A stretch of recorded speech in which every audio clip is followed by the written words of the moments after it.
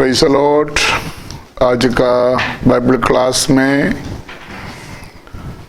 जितना भी भाई बहन प्रभु का दास लोग बच्चे देश विदेश में बैठकर इस वचन सुनते हैं, आपको स्वागत है।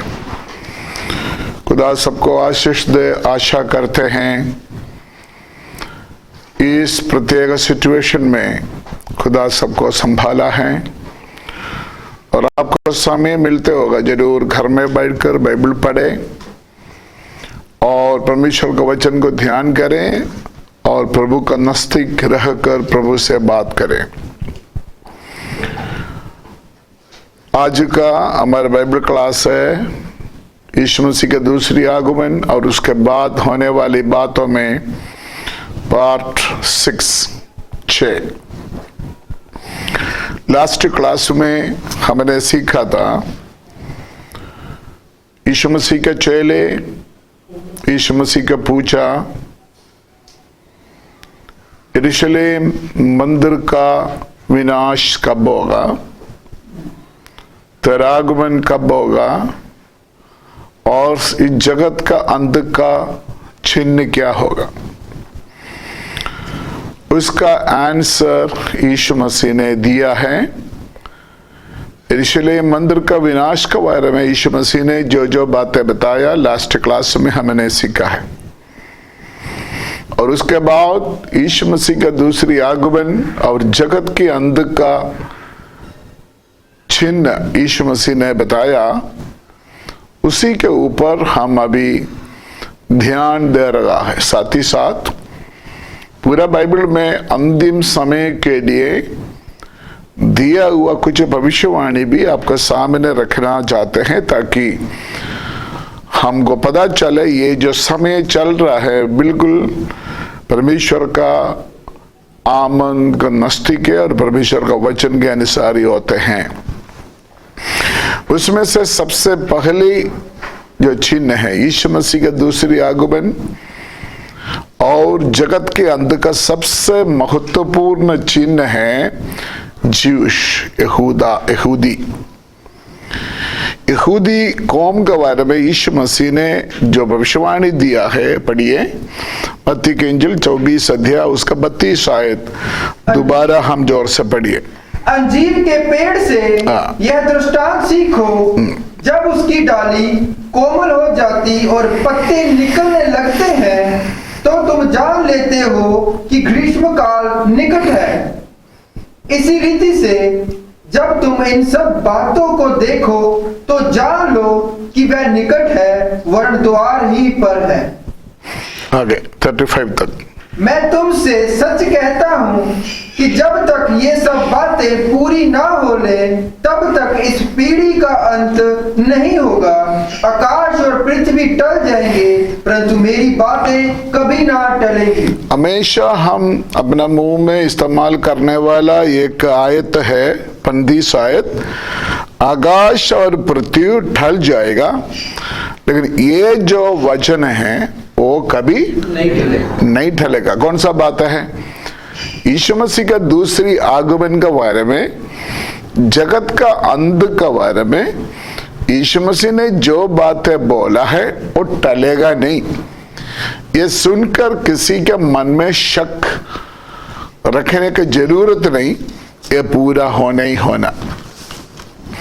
यहूदी कौम का बिगिनिंग मैंने लास्ट क्लास में आपको बताया और उसका कोमल होना, यहूदी कौम का जो ताजापन होने के बारे में लास्ट क्लास में मैंने बताया। द रिस्टोरेशन ऑफ इस्राएल, यीशु मसीह के दूसरी आगमन का जगत का अंत का सबसे बड़ा एक चिन्ह है द रेस्टोरेशन ऑफ इस्राएल। इस्राएल क्या होना है? कोमल होना है। इस्राएल हर लेवल में उसका तरक्की होना है। कुछ बातें मैं आपका नोटिस में देना चाहता हूं जो इन दिनों में न्यूज़ में चाहे टीवी हो चाहे न्यूज़पेपर में नोटिस किया हुआ। कुछ इंसिडेंट इसराइल के बारे में मैंने आप लोगों के बारे में रखना चाहते हैं, तो उससे पता चलता है कि यीशु मसीह ने इसराइल के बारे में, यहूदियों के बारे में जो बोल रहा है वो सच सच पूरा हो रहा है। 2017 दिसंबर 6 तारीख इस समय का American president Donald Trump Jerusalem को इसराइल का राजधानी के रूप में डिक्लेयर कर दिया। इसराइल देश पहले बन चुका था, लेकिन राजधानी यरूशलेम नहीं बना था, उसके लिए पैलेस्टीन भी क्लेम करते थे, इसलिए वो पेंडिंग रखा हुआ था। लेकिन ट्रंप हिम्मत बांधकर जेरूशलेम को इसराइल का कैपिटल, राजधानी के रूप में डिक्लेयर किया। 2018 तारीख मई 14 तारीख अमेरिकन एम्बेसी काउंसिलेटर और कोई शहर में था, उस शहर से यरूशलेम में शिफ्ट किया। मैंने सुना है, पक्का नहीं है, ट्रंप ने इंडिया को भी बोला आपका भी राजधानी जो इसराइल में है यरूशलेम में शिफ्ट किया जाए। ये बात सही है तो मुझे पता नहीं, मैंने सुना हुआ बात है, लेकिन जिस बात का सबूत मेरे पास है वो मैंने आपको क्लियरली बोल रहा हूं। 2018 जुलाई 31 तारीख इसराइल एक ज्यूश नेशन के रूप में डिक्लेरेशन हो गया। 2018 जुलाई 31 में बीबीसी न्यूज में, दुनिया का सबसे मशहूर और विश्वास योग्य न्यूज चैनल है बीबीसी ने न्यूज दिया, यरूशलेम में यहूदियों का मंदिर बनाने के लिए एक कमेटी नियुक्त किया है। उस कमेटी का एक कन्वीनर को भी चुना है, उसका नाम मेरे पास है लेकिन मैं डिक्लेयर करना नहीं चाहते। उनका नाम भी डिक्लेयर किया ताकि यरूशलेम मंदिर का मंदिर बनाने का एक कमेटी फॉर्म किया और उसका कन्वीनर को चुना है। यरूशलेम मंदिर इस समय नहीं है, वो टूट चुका है, लेकिन दोबारा बनना यहूदी कौम का सपना है।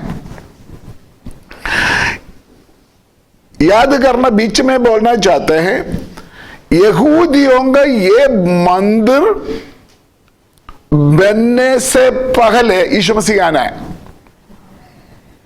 तो उसी के साथ देखना है। यरूशलेम मंदिर का शुरुआत हो जाएगा, लेकिन उसका फिनिश होने से पहले यीशु मसीह आएगा, कलीसिया इधर से चले जाएगा। लेकिन इस समय क्या हुआ है, यरूशलेम मंदिर बनाने के लिए मिडिल ईस्ट में हालक्रो कंस्ट्रक्शन कंपनी नाम एक कंपनी को $60 मिलियन एडवांस दे चुका है। यरूशलेम मंदिर बनाने के लिए $60 मिलियन इस कंस्ट्रक्शन कंपनी को एडवांस के रूप में दे चुका है। साउथ में गुड न्यूज नाम एक न्यूज़पेपर है, उस न्यूज़पेपर में न्यूज आया, यरूशलेम मंदिर का ब्लूप्रिंट, इसराइल यहूदियों का जो यरूशलेम मंदिर है बनने वाला, उसका ब्लूप्रिंट तैयार हो गया, वो भी लीक हो गया। आपको मालूम है इस समय इसराइल में याजक लोग नहीं, उसका कारण है ये लेवी गोत्र कौन सा है पता नहीं, ये सारे चित्र भित्र हो गया, दुनिया का चारों ओर लोगों ने भाग गया यहूदी लोग, तो ऐसे मालूम नहीं है कौन किसका गोत्र का है। लेकिन इसराइल ने ढूंढ कर 200 बच्चों को ढूंढ निकाला, लेवी गोत्र का है। ढूंढ निकाल कर एक सीक्रेट प्लेस में तोरा सिखा रहा है। तोरा मतलब है तोरा, वो प्रीस्ट होने का ट्रेनिंग समझ लो। यहूदी गोत्र का याजक बनने का ट्रेनिंग, आज आप बाइबल स्कूल में पढ़ते हैं सेवक बनने का, ये ट्रेनिंग किसी अंडरग्राउंड में 200 बच्चों का ट्रेनिंग हो रहा है। ये कब के लिए पता? जब मंदिर बन जाएगा, मंदिर में पुराना नियम में हम मिलाप वाला तंबू में, सुलेमान का मंदिर में, जो यरूशलेम मंदिर में जो कुछ बातें हमने देखा है, रीति रिवाज हम देखा है, वो सारे दोबारा शुरू होने वाला है। उसका तैयारी हो रहा है। आपको मालूम है पुराना नियम जब हम पढ़ते हैं, उधर को वेदी पर बलि चढ़ाने के लिए लाल बछड़े का जरूरत है। लाल बछड़ा काफी लंबा सालों से इस्राएल में लाल बछड़ा होता नहीं था, लेकिन अभी कैसे भी हो, तो कैसे लाल बछड़ा को बनाया उसका हिस्ट्री बहुत है, वो मैं टच करना नहीं चाहता, लेकिन क्या हुआ है 2003 में पूरा योग्यता के अनुसार एक लाल बछड़ा का जन्म हो गया। उस लाल बछड़ा से 300 लाल बछड़ा अभी रेडी है उधर ही। किसके लिए? वेदी पर बलि के लिए। मैंने ये बात इसलिए आपको बोल रहा हूं, पूरा रेडी हो चुका है इस्राएल। अभी और एक न्यूज आया, इस्राएल से एक यहूदी भाई को, उनका नाम है रोनी, उसको विदेश में भेज कर स्पेशल ट्रैफिक कंट्रोल का ट्रेनिंग लेके आए, क्योंकि इस्राएल का ग्रोथ में जगह तो छोटा है। हमारे इंडिया का सबसे छोटा स्टेट समझ लो केरला से भी छोटा है इस्राएल। लेकिन जब ग्रोथ हो जाएगा, वहां का ट्रैफिक कंट्रोल करने के लिए रोनी नाम एक व्यक्ति को स्पेशल ट्रेनिंग लेके नियुक्त किया हुआ है। आपको मालूम है यरूशलेम मंदिर कितना दिन से बन जाएगा?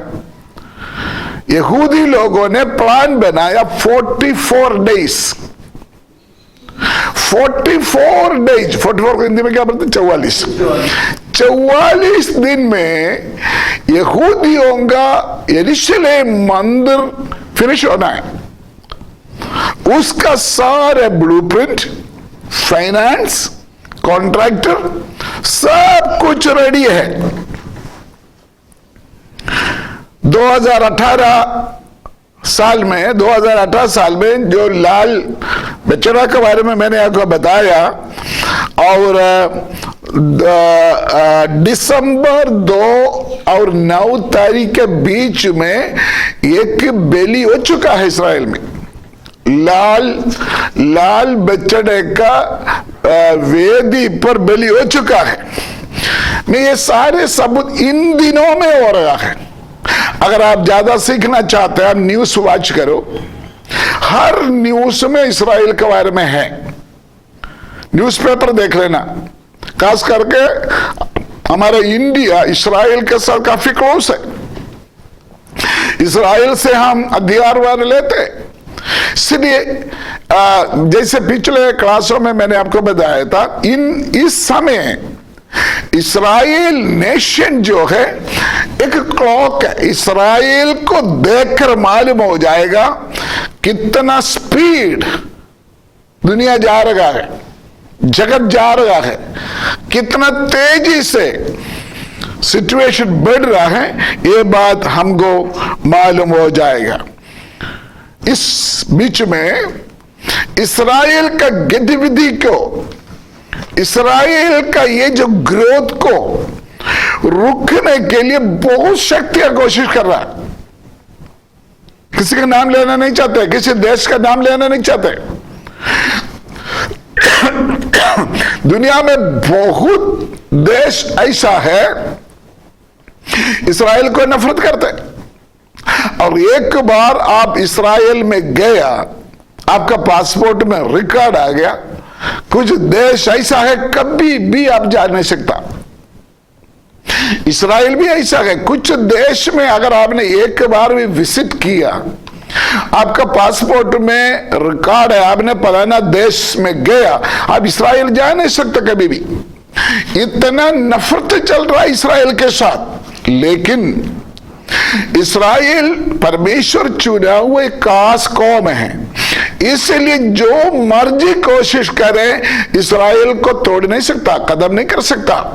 वो इस्राएल का ग्रोथ कोई भी रुक नहीं सकता। यीशु मसीह ने यह बात बताया, कौन सा वृक्ष के बारे में बोलता था? अंजीर का वृक्ष को देखो, सीखो। यीशु मसीह ने बोला उस वृक्ष को पॉलिटिकल, इस्राएल का पॉलिटिकल सिग्नल है अंजीर का वृक्ष। वो पॉलिटिकली इस्राएल एक अच्छा ग्रोथ में आगे बढ़ रहा है, तो उसका ताजा पत्ता निकल रहा है। तो उसी से बात करो, हमारे प्रभु यीशु मसीह किधर है? निकट है। दो वर्ड लिखा है, निकट है और द्वार पर है। आपको मालूम है, इन दिनों में आप देखो अमेरिका जो है, मैंने आपको पहले ही बोला, एक दो क्लास थोड़ा ज्यादा हिस्ट्री होगा ताकि आपको अच्छी तरह विश्वास हो जाए। अमेरिका आंख बंद करके पहले जितना प्रेसिडेंट अमेरिका में आया उससे बढ़कर ये जो प्रेसिडेंट है डोनाल्ड ट्रंप, वो अमेरिका को स्ट्रांगली सपोर्ट कर रहा है। मैं और एक बात आपको बताऊंगा, दुनिया का सबसे खूबसूरत लोग कौन है आपको पता है? यहूदी है। दुनिया का सबसे इंटेलिजेंट बुद्धिमान लोग यहूदी है। और यहूदी का, मैं प्रभु की दया से बहुत बार अमेरिका गया और कुछ एरिया में न्यू जर्सी वगैरह इस साइड में जाते यहूदी लोग बहुत है। और शनिवार का दिन जो अपना आराधना के लिए जाने के लिए घर से निकलते हैं, मैं कभी कभी उसको देखकर मैं अजीब सा खड़ा होकर देखते थे, हमारे यीशु मसीह भी ऐसे ही रूप होगा। बहुत प्यार होता है उसको देखे। यहूदी जो शख्स है, यहूदी जो पर्सनालिटी है, जितना बोला काफी नहीं, इतना खूबसूरत लोग हैं ज्यूश। उस सड़क से चलते चलते हमको मालूम हो जाए कि ज्यूश जा रहा है, इतने खूबसूरत लोग हैं। अमेरिका में एक ब्रिज है, न्यूयॉर्क और न्यू जर्सी के बीच में एक ब्रिज है, जॉर्ज वाशिंगटन ब्रिज। मैं एक बार किसी का कार में उधर से सफर कर रहा था, तो मेरे साथ जो भाई बैठा था कार चलाते, तो बोला पास्टर जी आपको ये ब्रिज का कहानी पता है? मैंने बोला नहीं। उन्होंने बोला ये जो ब्रिज जिस जगह में खड़ा है वो ज्यूस का था। तो कोर्ट में केस चला, ये जगह मेरा है, मुझे चाहिए। लेकिन क्या हो गया, केस लड़ते लड़ते हार गया। बोलता गवर्नमेंट को कोई भी जगह ले सकता है, तो ये गवर्नमेंट ले लिया, अभी आपका नहीं है। वो जोश ने क्या किया, आगे केस जारी रखा।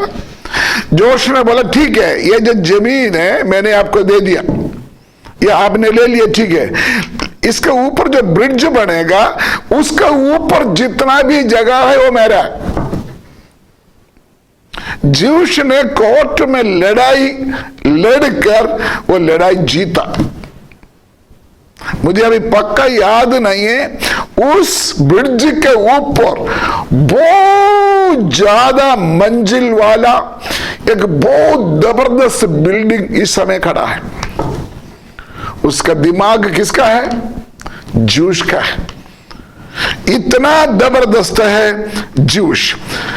इसी बारे मत्ती के इंजील 24 अध्याय में अंजीर का वृक्ष के बारे में जो बताया, सेम बात लूका का इंजील में लिखा है। वो मैं आपको थोड़ा पढ़कर सुनाना चाहता हूं। उधर एक स्पेशल वर्ड है, लूका का इंजील 21 अध्याय 29 to 31, लूका का इंजिल 21 अध्याय 21 to 21 आयत। उसने उनसे एक दृष्टांत भी कहा, अंजीर के पेड़ और सब पेड़ों को देखो। देखो, ये वर्ड मत्ती के इंजिल में नहीं है। कौन सा वर्ड है? उसने उनसे, कौन सा वर्ड है? अंजीर के पेड़, अंजीर का पेड़ और सब पेड़ों। मत्ती के इंजिल में ये वर्ड नहीं है। आपने नोटिस किया होगा, ये सब पेड़ों को, ये किसके बारे में बोल रहा है? इस्राएल के आसपास कुछ देश है, अरब देश है, उनके बारे में बोल रहा है। आपको मालूम है, कुवैत, कतर, ओमान या मस्कट, ये सारे इस्राएल के आसपास पड़ा हुआ देश है। तो यीशु मसीह ने क्या बोला? अकेला इस्राएल नहीं, आसपास जो वृक्ष है वो भी क्या हो जाएगा? कोमल हो जाएगा, वो भी ग्रोथ में आएगा। उसका अर्थ है ये, जैसे इस्राएल ग्रोथ हो रहा है, आसपास जो गल्फ कंट्रीज है, कुवैत हो गया, कतर हो गया, ओमान हो गया, वो भी इस समय जबरदस्त ग्रोथ का रास्ता में है। यहां पर इसी बातों में ये सारे बात यीशु मसीह बोलते हुए कहा, आकाश और पृथ्वी टल जाएगा, लेकिन जो बात मैं बोल रहा है ना, ये जो बात, वो कभी भी क्या नहीं होगा? टलेगा नहीं। इतना समय से मैंने आपको ये बात क्लियर किया, इस समय इस्राएल कौम के अंदर, इस्राएल देश के अंदर जो ग्रोथ हो रहा है, जो डेवलपमेंट हो रहा है, इस्राएल पूरा दुनिया में एक महान देश के रूप में उबल कर आ रहा है। ये यीशु मसीह पहले बोल चुका है। किसके लिए? निशाना के रूप में यीशु मसीह का दूसरी आगमन के लिए और जगत का अंत के लिए इस्राएल दोबारा पावर में आना बहुत जरूरी है।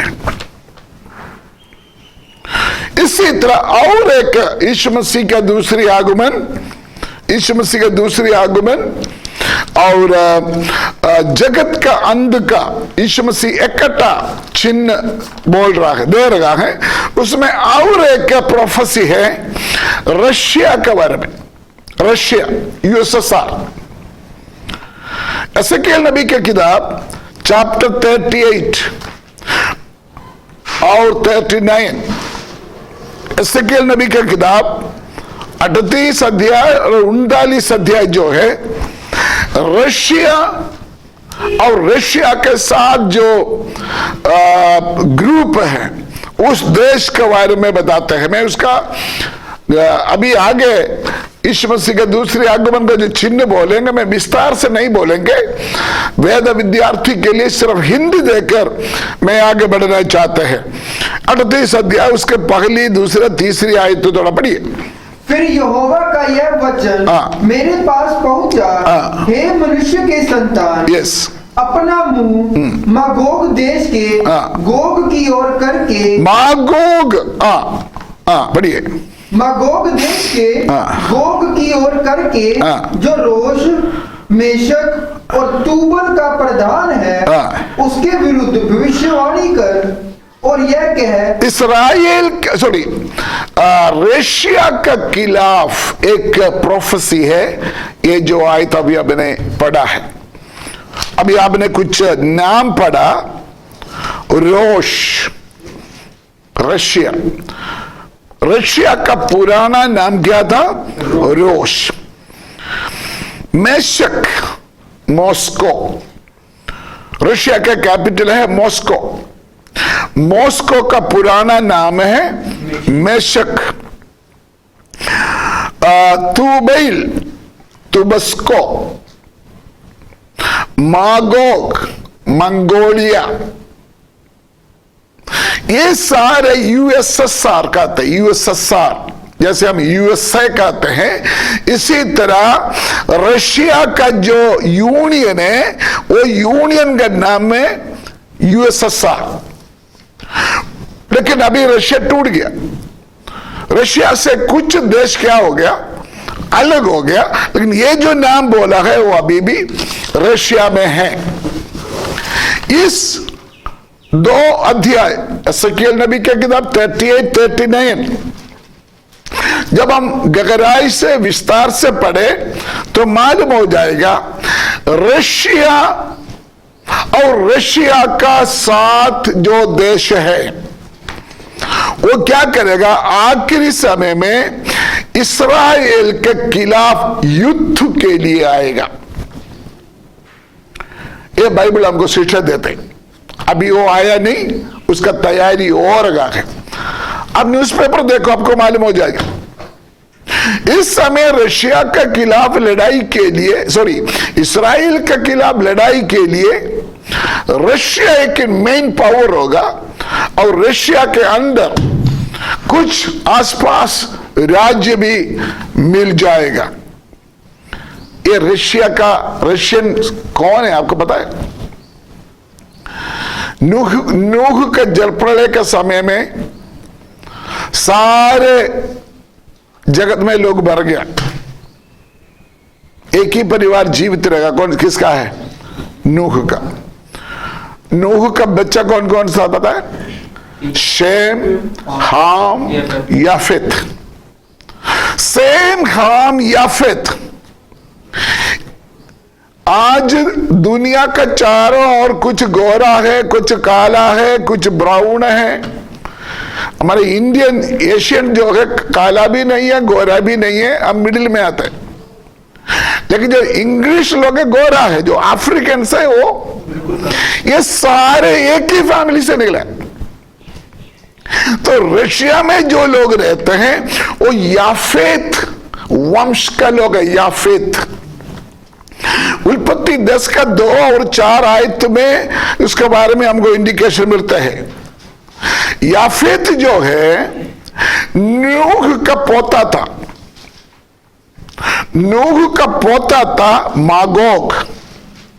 मागोग जाकर इस इलाका में, रशिया का इलाका में परदेशी बनकर रहा। ये हिस्ट्री इस्राएल का फेमस हिस्टोरियन है जोसेफस। जोसेफस ने अपना हिस्ट्री में लिखा। सिर्फ जोसेफस नहीं, एक ग्रीक हिस्टोरियन था, उसका नाम है हेरोडोटस। हेरोडोटस नाम एक और हिस्टोरियन भी इसके बारे में प्रूफ लिखा हुआ है। रशिया में जो लोग रहते हैं वो नूह का बेटा याफेत का परिवार के लोग हैं। एनीवे, इधर हम पढ़ा है रोश, मेशक, तूबेल। ये जो पुराना नाम है आज रशिया, मॉस्को, तुबोल्स्का, इसी तरह नया नाम को दिखाते हैं। ये सारे काफी हिस्टोरियन इब्रानी भाषा का निर्माण के लिए दुनिया का सारे भाषाओं के बारे में स्टडी करने वाला एक व्यक्ति था जसीनियस। जसीनियस ने ये बात को प्रूफ किया हुआ है। इस समय रशिया के साथ जोड़ा हुआ देश का पुराना नाम जो बाइबल में एसेकिएल नबी 38-39 में लिखा हुआ आयत है, उसका 2 से 6 आयत तक बढ़िए। एसेकिएल 38 का 2 से 6 तक। हे मनुष्य के संतान, अपना मुंह मगोग देश के गोग की ओर कर, जो रोश, मेशक और तूबल का प्रधान है, उसके विरुद्ध भविष्यवाणी कर और यह कह, हे गोग, हे रोश, मेशक और तूबल के प्रधान, परमेश्वर यहोवा यो कहता है, देख मैं तेरे विरुद्ध हूँ, मैं तुझे घुमा ले आऊंगा और तेरे जबड़ों में आंकड़े डालकर तुझे निकालूंगा और तेरी सारी सेना को भी, अर्थात घोड़ों और सवारों को, जो सब के सब कवच पहने हुए एक बड़ी भीड़ है, जो फरी और ढाल लिए हुए सब के सब तलवार चलाने वाले होंगे और उनके संग फारस कूश और पूत को जो सब के सब ढा। ये सारे पढ़कर आपको इतना अच्छी तरह मालूम नहीं होगा। पारस लिखा है पर्शियंस। ये जो रशिया का यूनिटी में, ये रशिया के साथ जोड़ा हुआ कुछ देश के बारे में भी यहाँ पर लिखा है। एक है पर्शियंस। कौन है पर्शियंस? अरब कंट्री के लोग, पर्शिया। उसमें मेन, रशिया के साथ सबसे मेन जो है ईरान है। ईरान। कूशियर को इथोपिया कहते हैं, पुत्तियर को सोमालियंस कहते हैं, गोमर को जर्मन कहते हैं, और तगरमा ग्रह टर्की के बारे में वहां मेंशन है। जर्मनी के बारे में वहां मेंशन है। पोर्शिया ईरान के बारे में उधर बोलते हैं। इथियोपिया के बारे में बोलते हैं। ये सारे रशिया के साथ जोड़ा हुआ एक यूनियन है। ये यूनियन मिलकर, ये कौन है, किसका खिलाफ है? इस्राएल के खिलाफ। इस्राएल का दुश्मन कौन कौन होगा, या ज्यूश के ऊपर दुश्मन कौन कौन होगा, उसके बारे में भविष्यवक्ता ने भविष्यवाणी के रूप में यहां पर बता रहा है। उसका 9 आयत थोड़ा बढ़िया। 9 आयत, तू चढ़ाई करेगा और आंधी के समान आएगा। ये परमेश्वर का आत्मा रशिया को बोल रहा है, तो इस्राएल के खिलाफ जो युद्ध के लिए कैसे आएगा? आंधी के समान। आंधी के समान। जैसे बादल बारिश का समय में तेज से आते हैं ना, वैसे शत्रु सेना इस्राएल के खिलाफ आएगा। मतलब क्या बोलते हैं, आजकल नया लड़ाई होता है, चुपचाप जाकर किसी देश में हमला करके आना। इन दिनों में हम इंडिया पाकिस्तान में भी करके आया था। चुपचाप एकदम स्पीड में जाकर, पता नहीं चलता है, जाकर हमला करके वापस आएगा। ऐसे रशिया कोशिश करेगा इस्राएल के ऊपर आक्रमण करने के लिए। 13 आयत पढ़िए। 13 आयत। Shaba means Edan. और ददान के लोग, ददान मतलब इस समय का मस्कट। और तरसीस के व्यापारी। तरसीस मतलब ब्रिटेन। तो सबसे आज भी पहले भी दुनिया में सबसे बड़े व्यापारी कौन है? ब्रिटेन है। आपको मालूम है हमारे इंडिया भी एक बार ब्रिटेन का अधीन था। कैसे हो गया? व्यापार में गुलाम बना दिया। व्यापार में। तो व्यापारी के ब्रिटेन के बारे में लिखा है। इंडिया में इसके लिखा है एथेंस, मस्कट के बारे में, ब्रिटेन के बारे में। वहां आगे बढ़िए। तरसीस के व्यापारी अपने देश के सब जवान सिंहों समेत। सारे जवान सिंह, वो ब्रिटेन का सख्य कक्षी के बोलते हैं। उसका क्या बोलता है? जवान सिंह का समेत, जवान सिंहों समेत। सिंहों, जवान सिंहों के समान। उसका मतलब ब्रिटेन का भी एक यूनियन होगा लड़ाई में। ब्रिटेन के साथ भी जोड़ा हुआ कुछ देश होगा। आपको मालूम है, थोड़ा सा मैं आगे बोलना चाहता है, सिर्फ इंडिकेशन दे रहा है, एक एक आयत के ऊपर स्टडी देने के लिए समय नहीं है।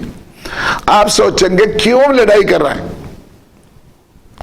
इस्राएल एक छोटा सा देश है, रशिया इतना तकड़ा है, लेकिन ये सारे दुनिया का तकड़ा देश मिलकर इस्राएल के ऊपर क्यों हमला करने के लिए आ रहा है? उसका पीछे का एक सीक्रेट है। वो सीक्रेट है ये डेड सी। आप सुना होगा डेड सी। मृतक सागर।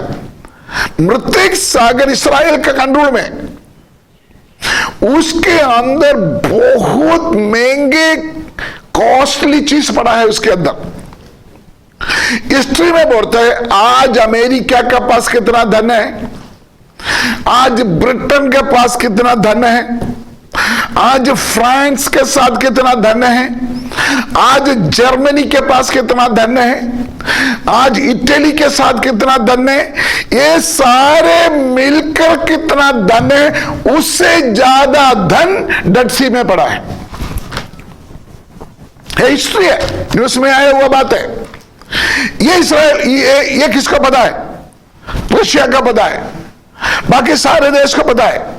मैं दोबारा बोलना चाहता है, दुनिया का सबसे रिच कंट्रीज, दुनिया का सबसे अमीर देश, दुनिया का सबसे पावरफुल देश, America, Britain, France, Germany, Italy, इनके पास है यूएनओ का वीटो पावर। इनके पास कितना धन दौलत है, उससे ज्यादा धन दौलत डेड सी में पड़ा है, वो इसराइल का है। जब तक इसराइल उसको कब्जा करके रखा है, ये है तो उनका अपना ही है, वो परमेश्वर उसको दिया हुआ चीज है। अभी तक उन्होंने यूज किया नहीं, टच नहीं किया। इसलिए इसराइल के ऊपर सारे लोग चिढ़ते हैं ताकि ये डेड सी हमारे पास आ जाए। ऐसे की लड़ाई होने वाला है। अभी मैं समरी में आना चाहते हैं। रशिया का नेतृत्व में रशिया का सख्य कक्षी मिलकर इसराइल के साथ एक महायुद्ध होने वाला है। उसको हमारे भाषा में बोल सकता है थर्ड वर्ल्ड वॉर। अभी कितना वर्ल्ड वॉर हो चुका है? दो। पहले विश्व महायुद्ध, दूसरा विश्व महायुद्ध। उसका हिस्ट्री आप पढ़ो पीछे से। ये दोनों विश्व महायुद्ध का कारण इसराइल है। अगर ऐसा है तो तीसरा विश्व महायुद्ध रशिया का लीडरशिप में होने वाला है, उसका भी रीजन इसराइल होगा। बाइबल कहते हैं उसका तैयारी हो रहा है। पिक्चर है, कुछ महीने मेरे पास काफी पेपर कटिंग है। कभी कभी कुछ न्यूज मैं इग्नोर करता। कुछ महीना पहले न्यूज आया टीवी कुछ न्यूज पेपर में या किसी क्रिश्चियन पेपर में है, आने वाला कुछ साल के अंदर रशिया इसराइल के ऊपर हमला करने के लिए तैयारी हो रहा है। कोई सीक्रेट नहीं है, लेकिन हमने बीच में के बाद बोलना चाहते हैं। बाइबल का प्रोफेसी के अनुसार वो युद्ध शुरू करते करते कलीसिया इधर से ऊपर चले जाएगा। उस गोग मागोग युद्ध का शुरुआत में यीशु मसीह क्या आगमन होगा बादलों पर, और अपना बहुमूल्य लोगों से खरीदा हुआ कलीसिया को इधर से लेके जाएगा। और कुछ और सिंपल भाषा में बोलने के लिए चाहते हैं, शायद कभी भी आप इसके बारे में गहराई से सोचा नहीं होगा। सारे न्यूज देख लेना। अमेरिका का इसराइल बीच में दोबारा मैं बोलना चाहता है, हमारा इंडिया का छोटा स्टेट से भी छोटा है इसराइल, लेकिन सारे दुनिया के लिए इसराइल सिरदर्द बन चुका है। दुनिया का कितना भी देश है, आधा उनका फेवर होगा, आधा उनका खिलाफ होगा। इसराइल का फेवर कौन होगा? अमेरिका और अमेरिका का सख्य कक्षी ठीक है, सख्य कक्षी ठीक है। जो मैं बोलता अमेरिका के साथ जो नेबर नहीं है, अमेरिका का यूनियन में सपोर्टर्स, अमेरिकन सपोर्टर्स, अमेरिका का सपोर्टर्स, सही वर्ड है, मुझे मिसिंग हो रहा है। वो एक बड़ा शक्ति है। मैं बोलने के लिए चाहता है, उसमें सारे यूरोपियन कंट्रीज है, America and European countries. India उसमें नहीं है। इंडिया किसके साथ है ज्यादा? रशिया के साथ है। हाँ, अमेरिका के साथ इंडिया का फ्रेंडशिप है, तालमेल है, व्यापार है, सब कुछ ठीक है, लेकिन बिब्लिकल भविष्यवाणी के अनुसार, वचन के अनुसार इंडिया रशिया का साथ है, बट पाकिस्तान किसके साथ है? अमेरिका के साथ है। लेकिन वो भी अभी बदल हो जाएगा। दो बड़े ग्रुप तैयार हो रहा है अभी, अमेरिका के साथ सारा यूरोपियन कंट्रीज, इंग्लिश देश, और रशिया के साथ इस इलाका के सारे देश। इसके बीच में तीसरा वर्ल्ड वॉर होने का पूरा तैयारी में है। कुछ में भी हफ्ता पहले, महीना पहले ईरान के साथ जब अमेरिका छेड़छाड़ हुआ था तो हम सभी सोचा था तीसरी वर्ल्ड वॉर शुरू हो जाएगा।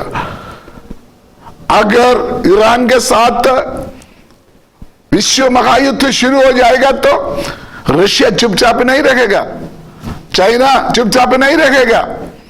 आज चाइना हमारा दुश्मन है, लेकिन जब युद्ध का विषय में आएगा रशिया, चाइना, इंडिया सारे एक ही लाइन में आ जाएगा। यही है बाइबल का प्रोफेसी के अनुसार। इसी तरह इस्राएल के खिलाफ एक बहुत बड़ा तैयारी अभी चल रहा है। ये जो संदेश सुनने वाला आप लोग, अगर न्यूज देखने वाला हो, आपको मालूम है अंडरग्राउंड उसका तैयारी हो रहा है, हमको मालूम हो जाएगा। ये जो न्यूज है हमारा प्रभु यीशु मसीह का दूसरी आगमन का चिन्ह है, वो निकट है, वो दरवाजा का सामने है। इसलिए हम विस्तार से, दृढ़ निश्चय से हम बोल सकता है हमारे यीशु मसीह के आगमन बहुत निकट है। मैंने रशिया के बारे में बताया, उसके बाद फिर बताया मैंने क्या बोला, ये यहूदी कौम के बारे में बताया। तीसरे एक मेन बात है वो ये रोमन एम्पायर का पुनर्जोड़ना। रोमन एम्पायर अभी नहीं है। दानियल के किताब पढ़ना नहीं, दानियल के किताब दूसरी अध्याय में एक बहुत बड़ा मूर्ति के बारे में हमको स्टडी मिलता है। उस मूर्ति का पैर में 10 अंगुलियां हैं। 7वां अध्याय में एक भयानक जानवर का सिंह के बारे में भी हमको पढ़ सकता है। ये 10 राजाओं को दिखाते, 10 अधिकारियों को दिखाते हैं। दानियल 7 का 24 आयत में पढ़ना नहीं, क्योंकि उसका गहराई में जाना नहीं है हमारा लक्ष्य। प्रकाशित वाक्य 17 का 12 आयत में एक समय रोमन साम्राज्य एम्पायर सबसे हाई पोजीशन में था, सबसे हाई लेवल में था, लेकिन इस समय रोमन एम्पायर खत्म हो गया, टुकड़ा हो गया। बट बाइबल का भविष्यवाणी के अनुसार ये दोबारा पावर में आ जाएगा। रोमन एम्पायर दोबारा पावर में आ जाएगा। उसका सिग्नल है कॉमन मार्केट। शायद आप सुना होगा कॉमन मार्केट। इस समय यूरोपियन यूनियन में कितना भी देश है, सारे अलग अलग है, लेकिन वो सारे मिलकर के यूनियन बना। नाटो आपने सुना होगा, नाटो, यूरोपियन यूनियन, ये सारे एक और महाशक्ति बनने जा रहा है। ये सारे बात परमेश्वर का वचन के अनुसार हो रहा है। यहूदियों का घड़ी के अनुसार ये सारे जगत का अंत का चिन्ह है। यूरोपियन यूनियन का फॉर्मेशन हमारे प्रभु यीशु मसीह के दूसरे आगमन का चिन्ह है। आज एक निशाना और बोलकर आज के क्लास में समाप्त करूंगा। पहले थिस्सलुनी 5:3, पहले थिस्सलुनी 5:3।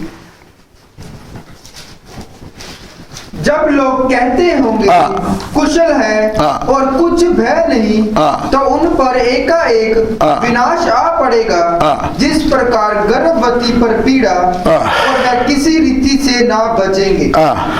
पर हे भाइयों, तुम तो अंधकार में नहीं 5:2 से पढ़िए। क्योंकि तुम आप ठीक जानते हो कि जैसा रात को चोर आता है, वैसा ही प्रभु का दिन आने वाला है। जब लोग कहते होंगे कुशल है, जब लोग कहते हैं कुशल है और कुछ भय नहीं, कुछ भय नहीं, ये शांति सम्मेलन, कॉम्प्रोमाइज मीटिंग, यूएनओ। आपको मालूम है यूएनओ क्या करते हैं? दो देश में कोई लड़ाई हो गया तो एकदम यूएनओ आकर बोलेंगे दोनों आपस में क्या हो जाए, खुशहाल हो जाओ, मेल मिलाप हो जाओ। आपको मालूम होगा हमारा अमेरिकन प्रेसिडेंट और कोरियन प्रेसिडेंट, कोरिया का जो राजा है, कितना दुश्मनी था, लेकिन कुछ महीना पहले अमेरिकन प्रेसिडेंट उधर ही गया, उनके साथ बैठकर चाय पिया और आपस में क्या किया, बातें किया। पॉलिटिकली चाइना हमारे इंडिया का दुश्मन है, लेकिन हमारे प्रधानमंत्री ने उनके साथ बैठकर कॉम्प्रोमाइज करने के लिए काफी सब्जेक्टों में बात किया। तो ये जो कॉम्प्रोमाइज मीटिंग, शांति सम्मेलन, शांति मीटिंग दुनिया में होने के लिए, उसके लिए अगुवाई करता है यूएनओ। तो ये जो आयत है पहले थिस्सलुनी 5:3 में, उसका भी एक इंडिकेशन है। ध्यान से सुनिए, यहूदी लोगों का ग्रोथ, रशिया अपना फुल पावर में वापस आ रहा है, यूरोपियन यूनियन अपना पावर में आ रहा है, यूएनओ अपने एक्शन में आगे बढ़ रहा है।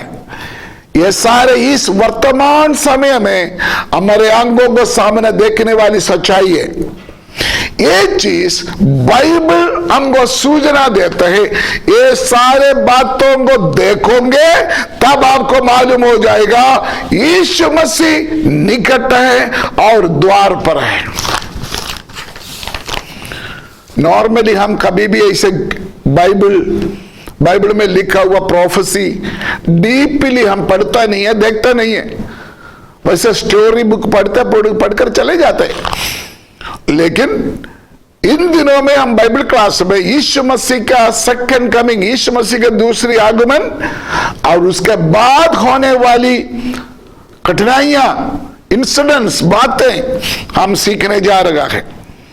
और प्रभु का मर्जी है तो नेक्स्ट क्लास और यीशु मसीह के आगमन के बारे में जो चिन्ह बाइबल में लिखा गया कुछ और बताएंगे, और उसके बाद यीशु मसीह का आगमन कैसे होगा, किस तरीका से होगा, उसके बाद क्या क्या बात होगा, उसके बारे में हम प्रभु का वचन में देखेंगे और सीखेंगे। दोबारा मैं आपको बोलना चाहते हैं, समय बहुत नजदीक है, समय बहुत निकट है। हमारा प्रभु यीशु मसीह जो कुछ निशाना बोला है, जो कुछ चिन्ह बोला है, बाइबल के द्वारा अगर हम देखें सब कुछ तैयारी हो रहा है। आखिरी विश्व युद्ध के लिए जगत तैयार हो रहा है। आप कल के लिए मौका ना रखिए। इस समय हम घर के अंदर बैठकर अपने व्यक्तिगत जीवन परमेश्वर के साथ ज्यादा क्लोज करके हमारे कलीसिया, हमारे परिवार, हमारे व्यक्तिगत जीवन वचन में, प्रार्थना में, विश्वास में, आत्मिक बातों में और प्रभु के साथ जोड़कर रहे, ताकि हमारे प्रभु जल्दी आने वाला है। इस वचन के अनुसार खुदा आपको आशीष दे। आइए हम प्रार्थना करें। प्यारे स्वर्गीय पिता, हम मिलकर आपको धन्यवाद देते हैं। जगह जगह पर बैठकर तेरा वचन सुनने वाला भाई बहनों के लिए, तेरे दासों के लिए प्रार्थना करते। पवित्र आत्मा से लिखा हुआ तेरा वचन पवित्र आत्मा के द्वारा समझने के लिए हमारे बुद्धि को खोल दे प्रभु। तेरा वचन गहरा समुद्र है, इसके अंदर बहुत सारे मोतियां हैं खुदावंद, ढूंढ कर पाने के लिए हमको मत सहायता करे। तेरा वचन के अनुसार हमको मालूम है प्रभु तेरा आमद बहुत नजदीक है, मुझे तैयार होने के लिए सहायता कर। पवित्र आत्मा ये वचन सुनने वाले सभी के अंदर एक जागृति, एक उत्साह पैदा हो जाए, हमारे दुनिया का सारे बातों से बढ़कर प्रभु तेरे आगमन के लिए तैयार होने के लिए सहायता करे। ये वचन सुनने वाला कोई भी व्यक्ति अगर कोई परेशानी में है, कोई जरूरतमंद है, रूहानी तरफ से जिस्मानी तरफ से कोई प्रॉब्लम है, अगर कोई बैकस्लाइड है और कोई रूहानी तरफ से ठंडा हो चुका है, यीशु के नाम में प्रार्थना करते हैं पवित्र आत्मा इस वचन के अनुसार ये वचन के साथ उसको ताजा करे, उसका फ्रेश करे, उनके आत्मिक जीवन में एक जान पैदा हो जाए, ताकि प्रभु हम तेरा आगमन के लिए तैयार हो जाए। धन्यवाद हो आपने हमारा प्रार्थना सुना, यीशु मसीह के पवित्र नाम से हम मांगते हैं। God bless you, God with you all. खुदा आप सबको आशीष दे। आमीन।